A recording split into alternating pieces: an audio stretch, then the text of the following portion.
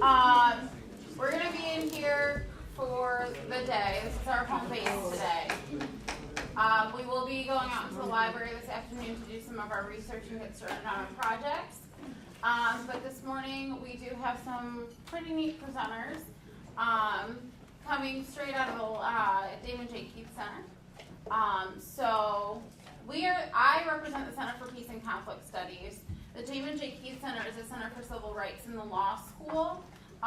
So they have a lot to say about peace and justice and activism, and really actually getting to work on the things that are going to make our lives better and different, okay?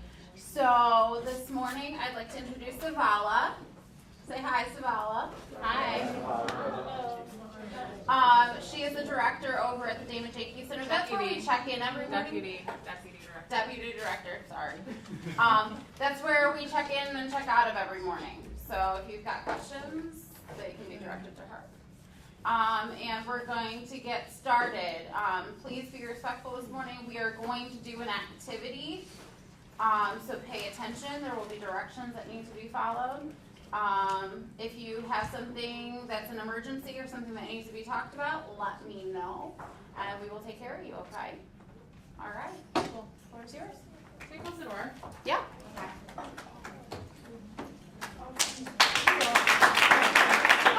Thank you. Good morning, everyone. Can you hear me in the back? Yes? Okay.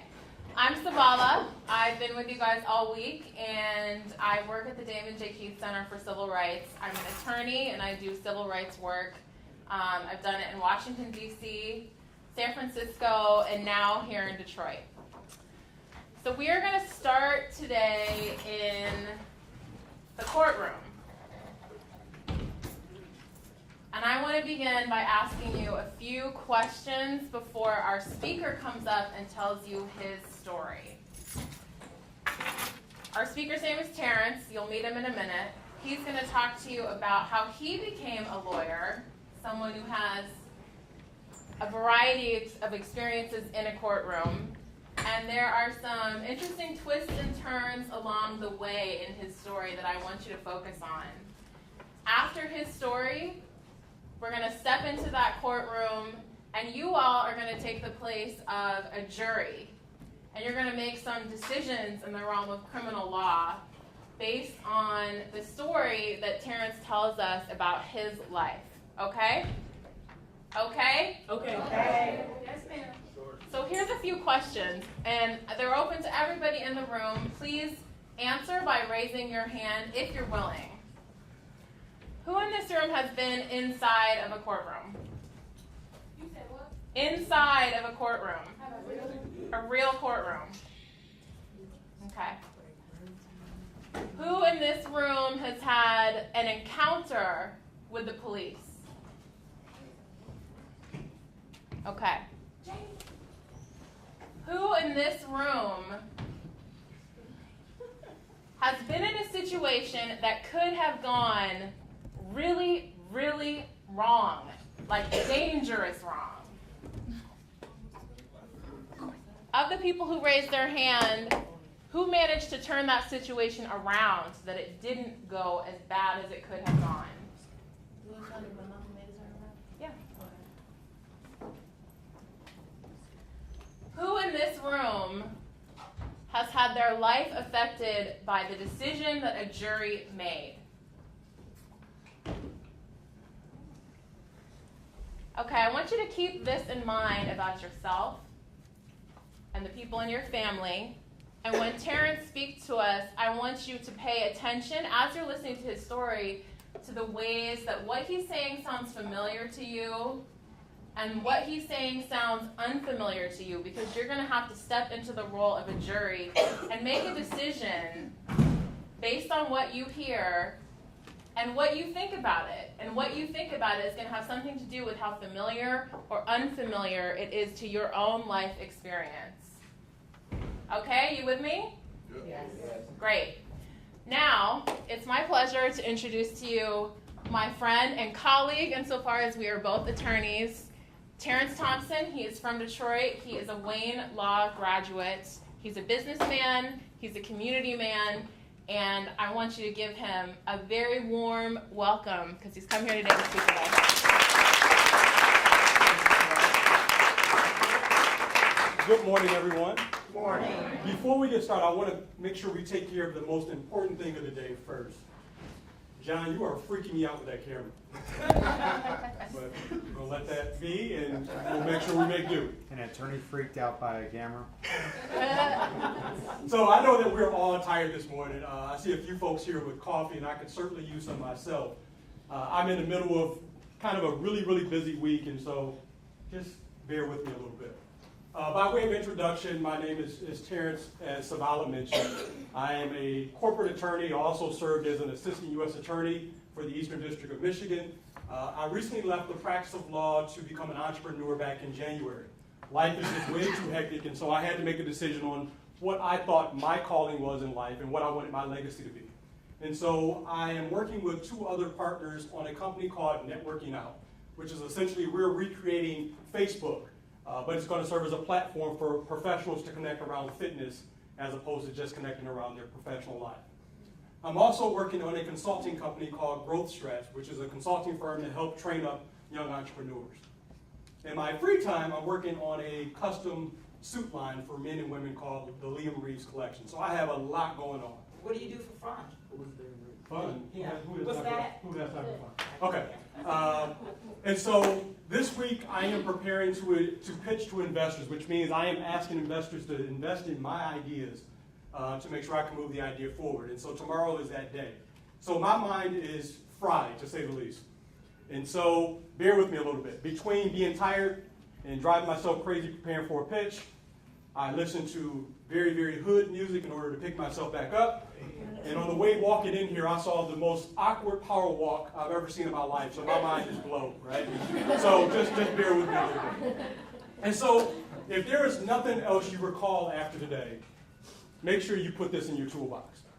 And that is, what I am today tells you nothing about where I come from. And where I come from tells you absolutely nothing about where I can go. Everybody got that? Where I am tells you nothing about where I come from. And where I come from tells you absolutely nothing about where I can go. Wait, say it one more time. You ready? You sure? All right. So where I come from tells you nothing about where I can go. And where I come from, where I'm from tells you absolutely nothing about where I can go. Did I say it wrong? Okay. Because I was going to say, after 3 times, I probably got mixed up in my own mind. So that's your takeaway. Terrence, forgive me to interrupt. I think your phone is blowing up. Hopefully Is that you? Hopefully it's an investment. It's actually my alarm clock, which means I get up super early for you guys.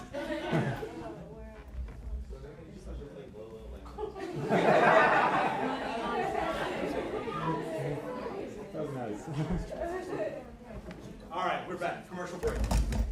So, that said, I told you about where I am today, right? And so, one of the most interesting things is that everyone has a story. Listen up.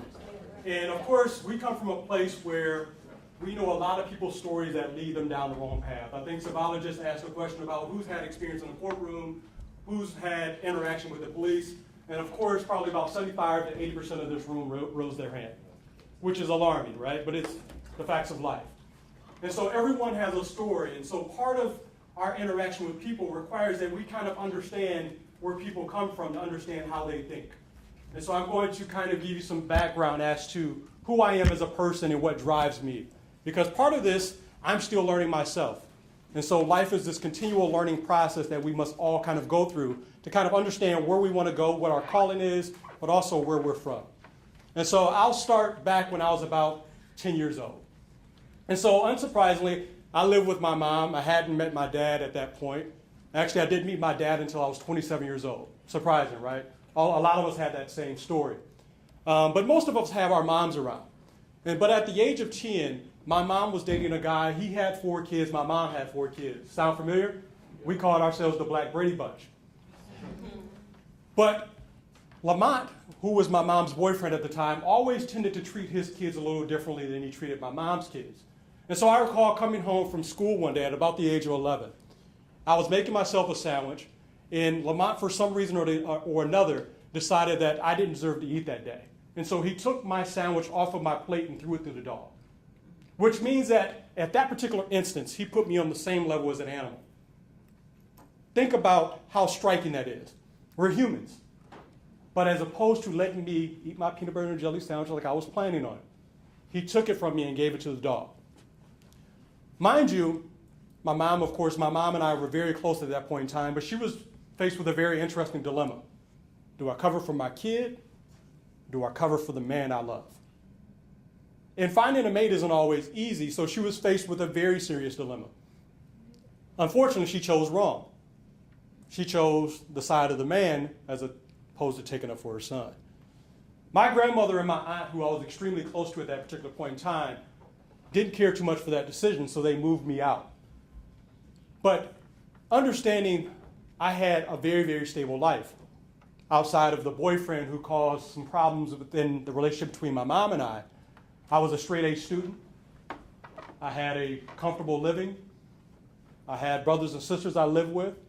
And so my aunt and grandmother's decision, which I am thankful for to this day, changed my whole lens on life. Because now, not only do I not know my father, but also have been taken away from my mom at a very young age. And so I ended up moving in with my grandmother and my aunt. Sound familiar? A lot of us have lived with our grandmothers, and surrogates have kind of stepped in to fill the gaps that some of our parents have left. Still sounds familiar to, I'm assuming, a few of you. And so I ended up moving in with my grandmother.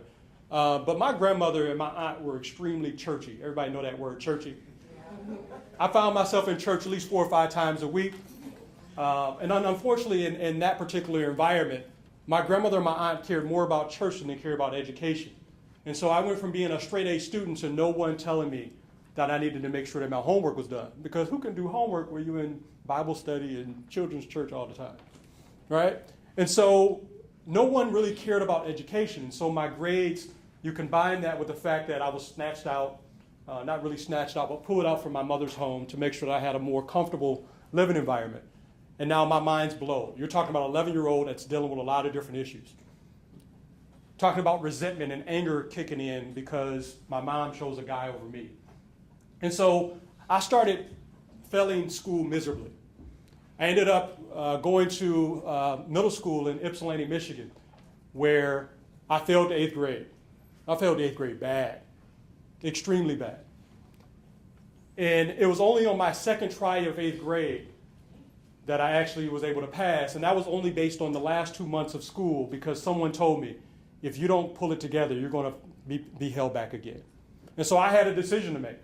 Either I really focus over these last couple of months and move on to the 9th grade, or I do the 8th grade for a 3rd time. And I don't care who you are, all of us have some sense of pride, right? No one wants to get embarrassed, and to go through the 8th grade 3 times is just insane. And so I pulled it together over those last couple of months to make sure that I was able to go on to high school.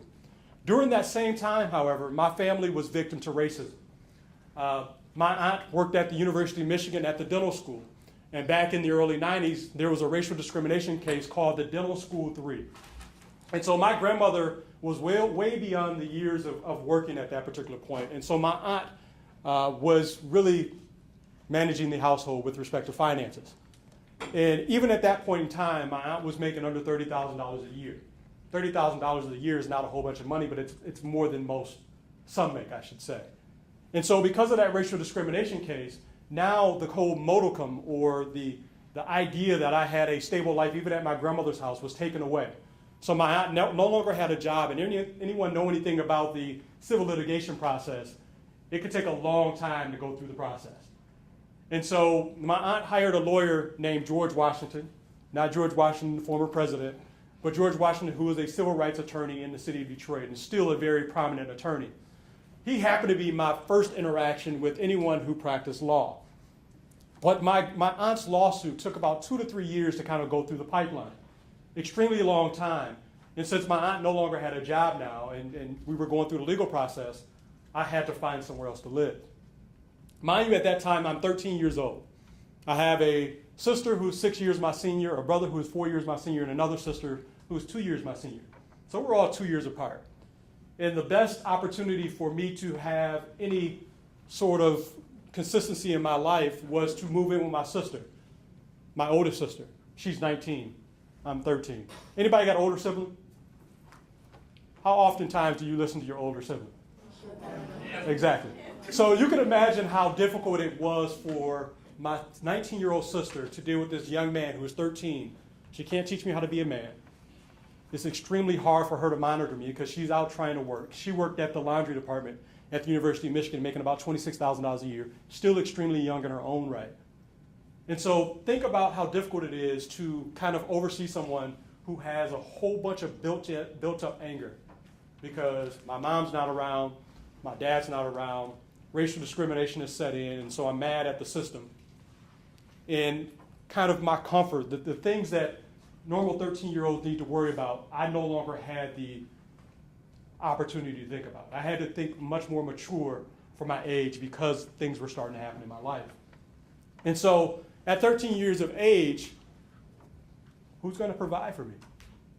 And so I found myself, probably like some of you have, having to make some very adult decisions that could have very lasting impact. And so I'm going to give you some background, but don't take this lightly. It shouldn't be taken as this is the right path to go down. But to be honest, I was probably one of the best thieves you ever meet in your life. I would walk in, anybody ever heard of a Kuji? Hopefully they're long out of style by now. But if you ever heard of a Kuji, they're like $400, $500 sweaters.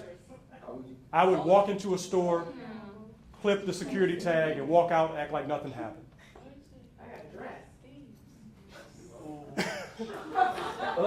I walked into a mall.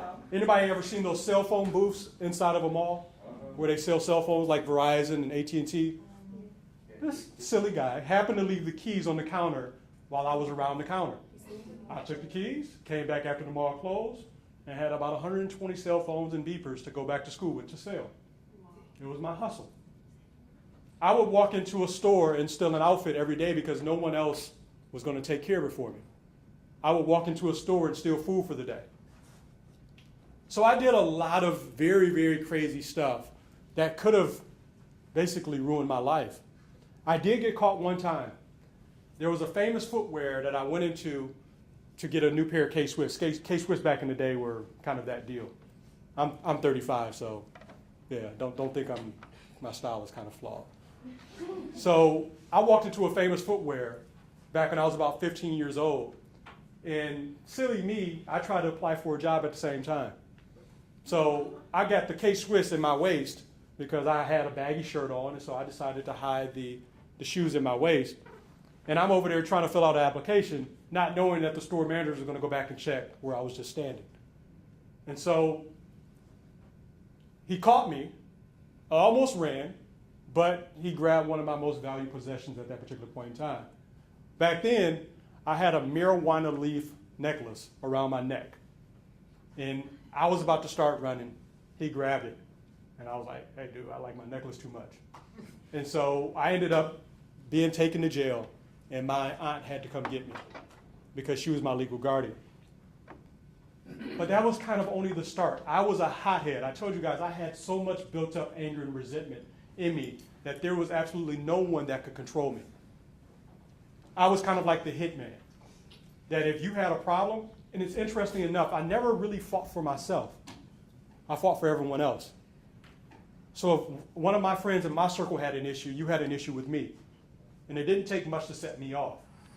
And so whether you were an administrator at my high school, if you were a hall monitor at my high school, or you were someone that had an issue with one of my friends, if there was an issue, I was going to solve it. And so you're talking about someone who was just fried in the brain. And I had some people in my life at that particular point that made it way too easy for me to make excuses for myself. And so in high school, despite the fact that I thought I was reasonably intelligent, by the time I got to my first semester of my senior year, I had 13 E's on my transcript and enough credits to be a freshman in high school. And the only reason I found this out was because I was trying to run for homecoming king as a senior, and it took them to break the news to me that there was not a chance in hell that I was about to graduate. And so I wasn't qualified. And so again, I talked about that whole idea of being embarrassed. And so that was the time where that embarrassment again kicked into me. But again, I had to do a lot of illegal stuff. I sold a lot of drugs back when I was in high school and immediately after high school. My brother and I were getting about 75 pounds a week of marijuana to sell from a guy who was receiving his distribution from Too Short. Anybody ever heard of Too Short? So we were doing about 75 pounds a week, which today is nothing, right? I know as an assistant U.S. attorney that there are people moving much more weight than that today, right? But the truth is back then, that was a lot for the people I was around. And the truth is that amount could have put me away in prison for a very, very long time. It doesn't take 200 pounds a week to get you in trouble. And plus you got to add that up. So in 1 month, you're talking about 300 pounds of marijuana. Count that over a number of several months, now we're in trouble. And so, go ahead, you had a question. Mommy and her boyfriend still together? No. How much money you getting? You know what? I would actually love to answer that question, but I wasn't an accountant back then, so I can't tell you. I know we were making profit.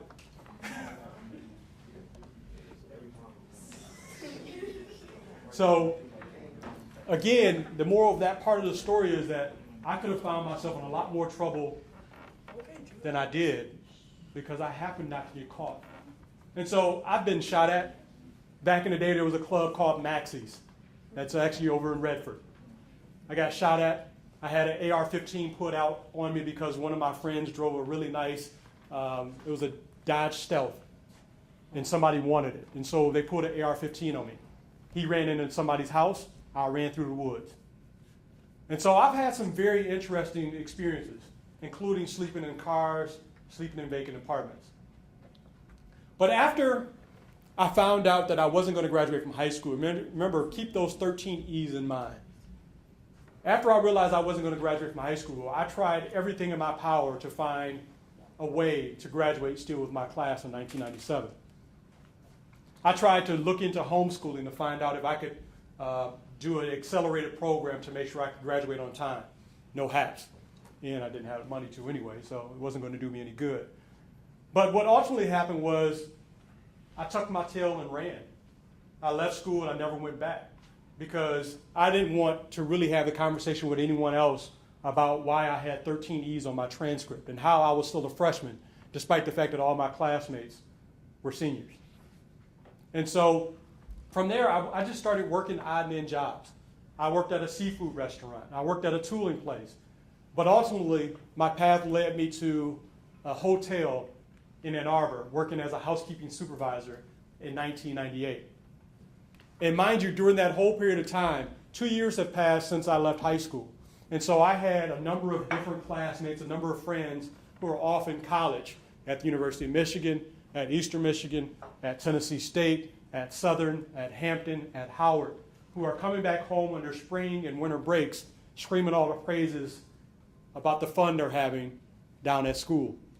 And so I'm taking all this in. At the same time, I know I have some awesome leadership ability. Every job I went to, I became a manager. Despite the fact how low level it was, someone saw something in me that eventually I would see in myself. And so again, we talk about that sense of pride. And sometimes it takes for other people to have success for us to realize our own personal value. Sometimes it's okay to say, you know what, that person is killing it over there, but I can do the same thing. As long as we channel it the right way, there's nothing wrong with a little collaborative competition. And so my friends coming back and telling me all their great stories about school fueled me to make a decision that ultimately changed my life. That and the fact that my boss at the Hampton Inn Hotel pissed me off one day. It made me think the fact that I was smarter than her anyway, so I decided I needed to be doing more. But in November of 1998, I walked off my job as a housekeeper supervisor and walked my butt straight to Washtenaw Community College, where I started my college career. It was that decision, that one single day, that has really changed my life over the last couple of years. How did you walk into a college you didn't graduate? And it was all about getting information at that point. And so I didn't graduate, but you can actually still take community college courses just to kind of get the process started. And so I ended up getting my GED after I enrolled in classes at Washtenaw Community College. And so I didn't study, but I did fairly well in my GED exam. I didn't study, but I did decently well in my ACT exam. And at that point, I was probably still going to college for the wrong reasons, but I did decently well at Washtenaw Community College. But again, I was comparing myself to my friends, and so my friends weren't at community college. I wanted to go to a four-year university. And so I did a spring semester and a summer semester at a community college before I applied to four-year universities. I only applied to two schools. I applied to Tennessee State because my best friend went there, and I applied to Eastern Michigan because it was in state, and I knew I didn't have a whole bunch of money, and so I know I needed to have in-state tuition. I ended up getting into both. But again, it's about that single decision in November that changed my life. And sometimes it's just a matter of putting your foot out there that could ultimately make that change. And so I ended up going to Eastern Michigan University, again, going to school for all the wrong reasons. And so I had a 2.5 my first year. 2.5 is average, better than a lot of people going to college. But I was going to college because my friends were doing it and not because I really wanted to be there. I ended up pledging a fraternity right after my freshman year that really helped change my altitude. Because I joined that fraternity, I ended up meeting people who had very different lives than I did. And so I talked about the idea of collaborative competition. And for me, that was surrounding myself with people who wanted stuff like I did. We wanted to be successful. And so the way we did that is every semester we would compete for who was going to get the highest GPA. And so mind you, I told you I started college in 1999. I ended up graduating 3 years later in 2002 because, again, I wanted to catch up with all my friends. And so over a 2-year period, I took 18 credit hours for 8 semesters straight and averaged a 3.8 GPA. Wow. That's amazing. That is. Thank you. And it's all because I surrounded myself around like-minded people, and I committed myself to working hard. And so I think there's two different types of folks in the world. There's folks who just naturally get it. You ever meet someone and they just know stuff? They just know stuff, like Zuckerberg or Bill Gates. They just know stuff. But there's that other class of folks who are more impressive to me. We may not just naturally get it, but we're not scared to work hard in order to accomplish the same goal. And so I consider myself one of those people that fall into that second group. And so I don't care where you put me at. And this has been kind of the theme through my whole life. Whether I'm competing against someone from Harvard or Georgetown or University of Michigan, you put me in a room with them, lock me in, and I guarantee you I'll come out. Because there's absolutely no one around here who's going to outwork me. And so I ended up graduating with a 3.3 GPA from Eastern Michigan University. Ended up working in Washington, D.C., working for Debbie Stabenow on Capitol Hill. Came back in 2004 to prepare myself for law school. It absolutely sucked at the LSAT. Anyway, if you know anything about the LSAT, there's these LSAT prep courses, right? You guys know what the LSAT is? It's the exam you have to take in order to get into law school. All right, so every kind of graduate school has their own kind of exam, and the LSAT is the version that the law school industry uses. And so I absolutely sucked at it. And I'll tell you, I got a 147 on the LSAT, which sucks. Yeah, it is real bad. It's like 180? Yeah. It's 180. I got a 147 on the LSAT, which means that 99.99% of the law schools wouldn't let me in and wouldn't think twice about it. But what I decided to do when I applied to Wayne State and a few other schools was to actually tell my testimony. Because quite frankly, it was the first time I've ever done so. When you apply to law school, you have to write this thing called a personal statement. And the personal statement is basically you making your personal case to the law school on why you should be taken. And my personal statement was about my struggle. And the title of my essay was The Road Not Taken. And The Road Not Taken is a poem written by Robert Frost, very, very popular poem. But that was the title of my personal statement, which was also the first time I had ever really reflected on what my life had been. And so it was a very, very revealing time for me because I really got to know myself so much better during that time period. And so I ended up getting into several law schools, Case Western, DePaul, Wayne State, and Howard, to name a few, mainly on the strength of my personal statement. But I picked Wayne State, one, because it was home, and the other because it was very community-like. But I was an affirmative action admit, for all intents and purposes. Anybody know what affirmative action is? It's where people, they were either consider race at certain points in time or your background for the purposes of diversity in a graduate school or university setting. And so they value differences of opinion, differences in experiences to kind of build a very diverse student body. And so, but affirmative action was voted down in 2005 here in Michigan, 2006. And so really, I was one of the last affirmative action admits that the Wayne State Law School has let in. But I came in with probably the lowest LSAT score in the school, but I ended up graduating the top 25% of my class. Wow. When it came time for the bar exam, and the bar exam is this kind of crazy thing, right? When it came time for the bar exam, which is how you go about getting licensed to be an attorney, I scored in the top 0.5% of everyone in the United States. Wow. Because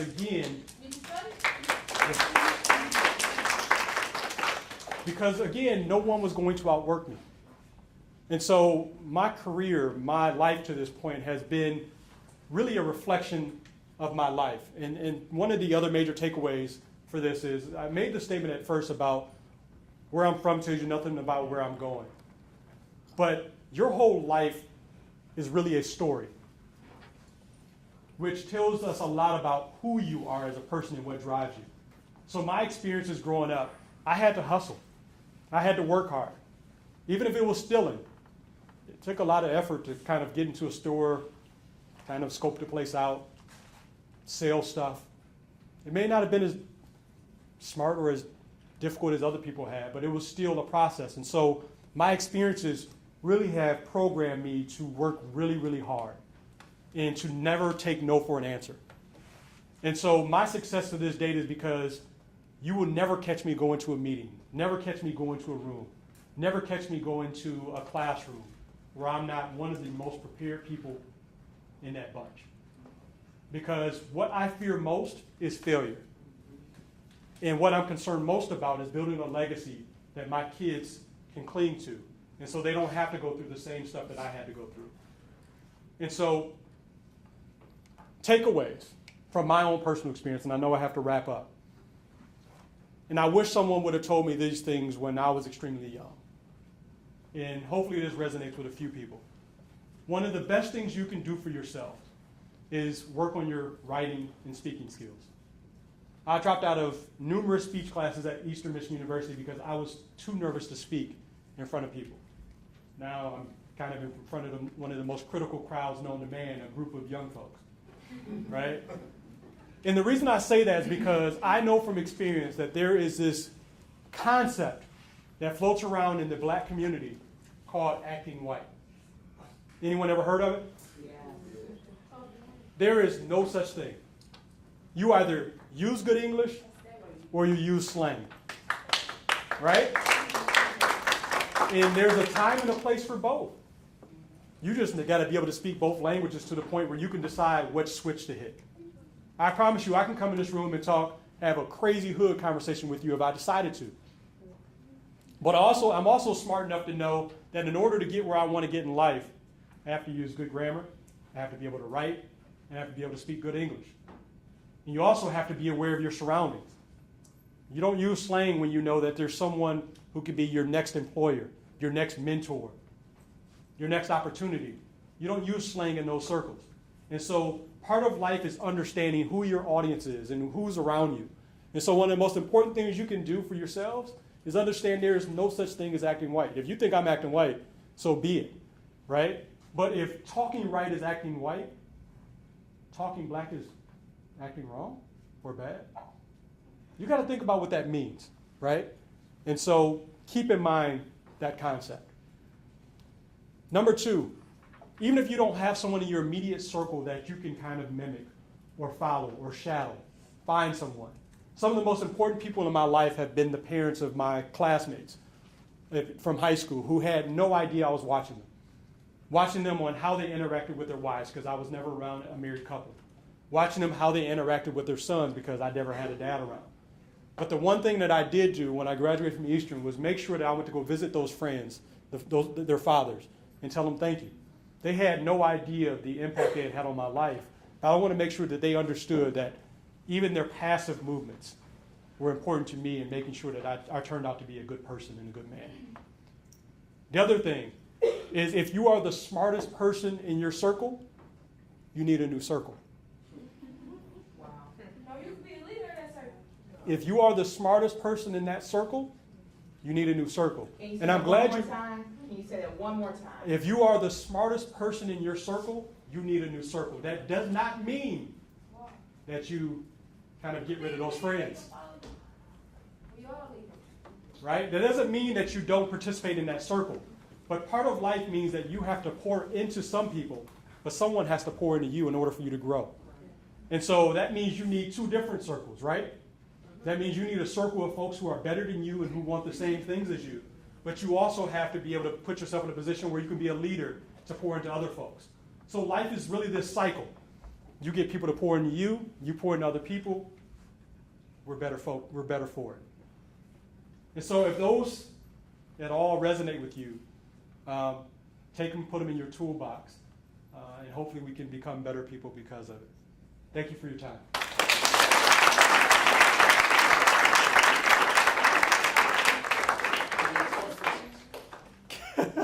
I want to see because I don't see it.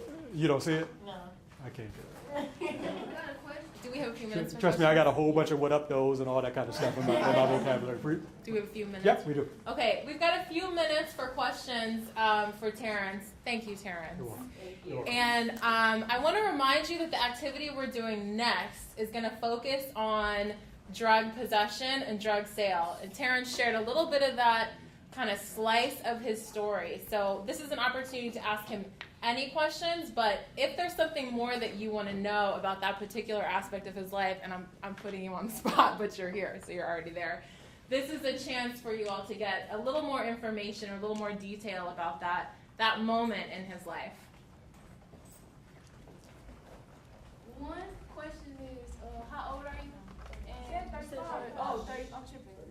You got some listeners Okay, in and the did you room. get sentenced for the Yeah, I got probation at that point. So you didn't go to jail? I didn't go to jail. I was 15, so I was still a minor. Oh. And it was I think, $59 pair of shoes. Couldn't have been a lawyer if he'd gone to jail. How long have you been on? I have been to jail a few times. I have been in jail a few times. Felonies that get played down to misdemeanors. And quite frankly, of course, a part of becoming a lawyer is a character and fitness exam. And the thing they care about, one, there's a 10-year window. And so they want to make sure that you haven't done anything crazy in the last 10 years, which I passed that test. But they also want to know if you're going to be honest. And so part of the whole character and fitness exam is, are you going to be honest about the experiences you've had? And so, yes, I have been in jail a few times. And thankfully, it didn't get in the way. And for the life of me, you couldn't get me to do anything illegal if you wanted to. How did you like pay for your college when you were in college? Like what type of money? Good question. There's something called financial aid. And so financial aid allows you to get, if you got low income, it's based on need. They will give you money for education. But I also worked a full-time job during my whole course of, unless you get a Pell Grant. A Pell Grant is a grant, which means you don't have to pay it back, but you do definitely have to pay those Pell Grants. If you would like to help me pay back my loans right now. No, I was saying like if you get a certain grade, like college, like a grant, like if you get a certain grade. I mean, there's some scholarships out there. I didn't look for scholarships during undergrad. I certainly got scholarships for law school. But yeah, I still owe some money. The best thing you can do in undergrad is get good grades in high school. Exactly. Because they look at that. There are colleges that coming into college, they will give you money right off the bat for having good grades in high school. It happens all the time. And then, there's loans and all of that stuff and grants that you don't have to pay back. And that's where the financial aid department will really help you, and that's an important meeting to have when you're looking at colleges. Go ahead. Alright, so you said like, you should like, if you're the smartest person in your circle, like, you should find another circle, like you should hang around people that you can lead, and then you should hang around people that like on your level. But when you was talking like, when you said you sold drugs and stuff like that, you never mentioned like that you had friends that was negative. So like, was it just you doing that, or was you surrounded with people that was doing it? I was actually surrounded, I was both. I was surrounded by people who were doing it, but I was also surrounded around a good batch of folks too. And so one of the part of the story I didn't tell, and there's a lot more to my story, of course, can't tell everything in 30 minutes, is that my school got raided during my senior year, and I happened to miss school that day. I remember I told you I moved in with my sister, so I was actually going to Huron High School in Ann Arbor. But I lived in Ypsilanti.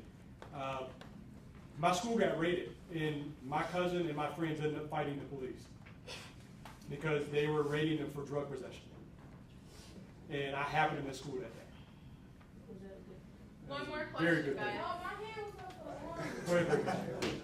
So you go back, you go back to the hood you came from and try to talk to them, try to teach them back.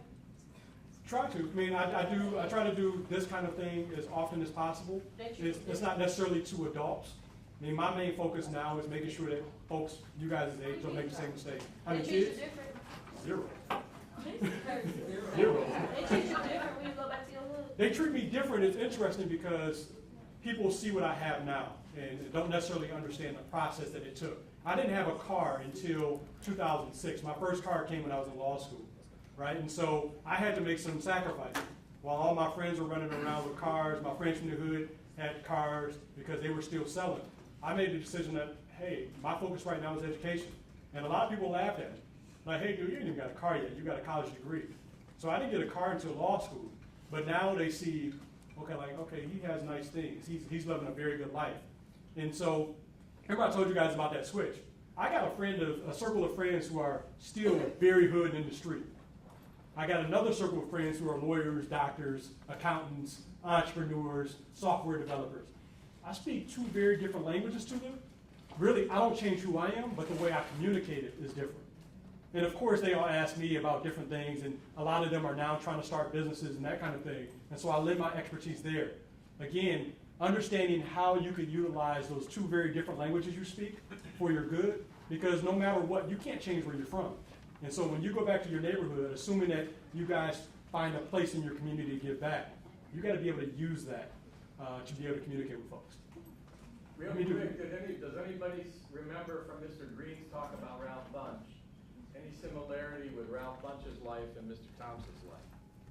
One quick similarity, yes. I don't know, I would raise my hand. Oh, I'm sorry. Does anybody know, can think of any similarity between Ralph Bunche and what Mr. Thompson has described? Oh, Yeah. Ralph Bunche was about peace and like changing the society. His life, he was about peace and changing his own personal life. Okay, both have been about peace and change in their own ways, but what about their backgrounds? They both come from a messed up background. They both come That's from a a one way messed of up putting it. background. Where their parents were absent at various times, where they lived with grandmothers and aunts, where they overcame a lot of stuff to go to school, worked hard at school, got finally very high grades to open the way to success, what we call success, could speak the different languages. Ralph Bunche was very competitive, as Mr. Thompson has described, being collaboratively competitive. He used sports. You used businesses and hustles. What was I going to say? But there was a lot of similarity in the drive it takes to overcome this. Let me do one more question, because Last one. he's had his hand up for quite a while. The name of your suit line, what is that based off? My middle name. And so, Cause I want this to is ask going to take 1 minute, right? Because I told you guys, that even as of late, I've been doing a lot of assessing about what I want my legacy to be. And I told you that was part of my decision to leave the practice of law to start my own companies. And so, as part of that, I actually did some research into my family line and found out that my great-grandfather was a millionaire. And my family ended up squandering that wealth. But back in the 40s and 50s, he had come from Nashville, Tennessee, to Michigan to be a big-time contractor, help build a few major plants around the area. And so Reeves was his last name. He had 6 girls, him and my great-grandmother did. And so no one is carrying on the last name.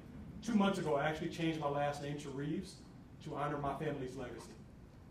After my family approved that I was the most fit person to carry on a legacy of a minister, a great family man, a millionaire, and activist.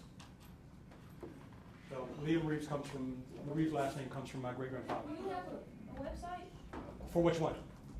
for the clothing line? Not yet. We're looking to launch in the middle of August. You make loafers? Nope. All right, guys, let's put it together for Taryn. Thank you, guys. Good luck tomorrow. Thank you. So before we do our activity, I just want to reiterate to folks, obviously the best thing is not to have a criminal record as you're thinking about the vision for your life and the goals that you want to achieve, but if you have one, don't let that make you think you can't go places. I have a criminal record. I'm a lawyer. I went to law school. I worked in the White House. I've had a lot of incredible experiences. You just have to explain it. That is the most embarrassing part. Excuse me, I'm speaking. Thank you. You have to be able to explain it to your employers and the people that you're going to be working with, which is honestly very embarrassing. So avoid it, but if you get it, don't let it completely break your vision for your life, because there's a way to move forward even with those things in your life. So where are my ambassadors at? Can you guys pass out to your group the sheet of paper that you were given this morning?